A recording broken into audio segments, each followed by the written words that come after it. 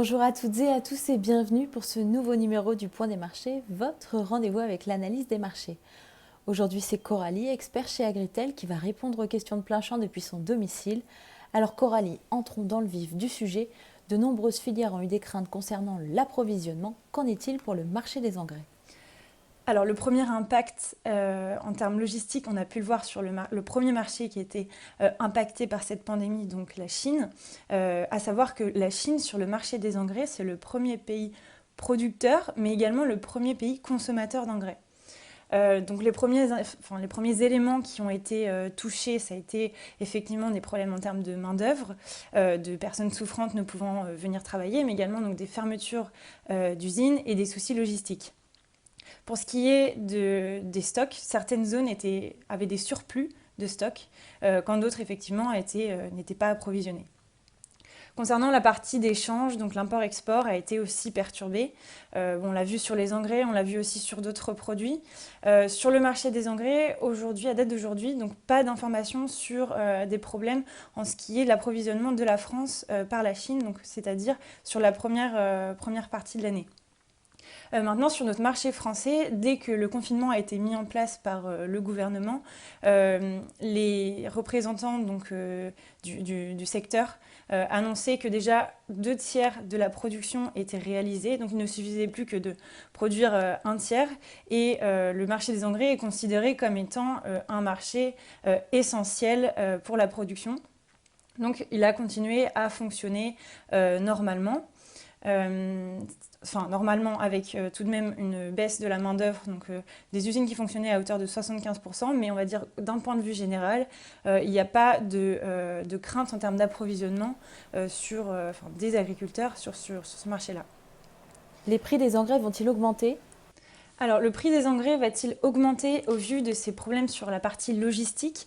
Ça a pu être le cas au début du confinement dans certaines zones où justement la tension était un peu plus palpable, mais plutôt sur du court terme.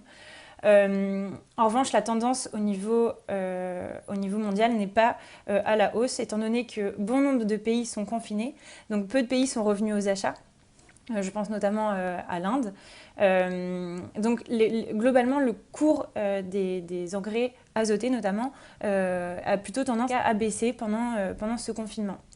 L'autre élément, ce sont les cours du gaz qui sont au plus bas, et notamment les cours du gaz à Londres, qui sont au plus bas depuis plus d'une dizaine d'années. Et étant donné que ce produit est essentiel à la production d'engrais azotés, eh bien, ça vient forcément également limiter l'évolution à la hausse du prix des engrais. D'ailleurs, les producteurs d'ammonitrate ont annoncé leur prix en nouvelle campagne et qui sont 27 € la tonne, inférieurs à ceux de l'année dernière. Ce qui est plutôt, on va dire, encourageant pour les agriculteurs pour réaliser les premiers achats. Et ce qu'il ne faut pas oublier, c'est que sur le marché français, les semis de cultures d'hiver ont été compliqués. Donc bon nombre d'agriculteurs ont désormais stocké chez eux l'ammonitrate ou la solution azotée qu'ils ne vont pas pouvoir utiliser sur ces cultures. Et donc globalement, sur le marché français, on ne va pas retrouver tout de suite une demande soutenue sur le plus long terme. Et qu'en est-il des engrais de fond ? Sur le marché des engrais de fond, c'est globalement le même scénario avec une demande mondiale qui est en baisse. Avec d'un côté le marché du phosphore qui lui retrouvait un petit peu de l'intérêt du côté des acheteurs internationaux en début d'année 2020. Donc on voyait ainsi les cours du DAP remonter en France en début d'année. En revanche, avec l'arrivée du confinement, la demande s'est plutôt essoufflée au niveau mondial et les cours repartent à la baisse.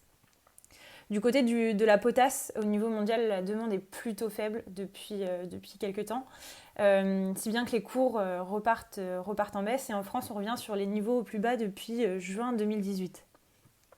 Ce qu'il ne faut pas oublier sur le marché des engrais de fond, c'est que la parité euro-dollar, elle joue beaucoup sur l'évolution des cours de ces engrais qui sont importés.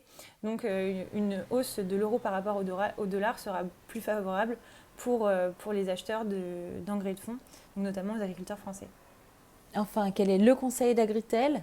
Pour le conseil d'Agritel, aujourd'hui on revient sur des niveaux de prix qui sont intéressants, que ce soit en engrais azoté ou en engrais de fond.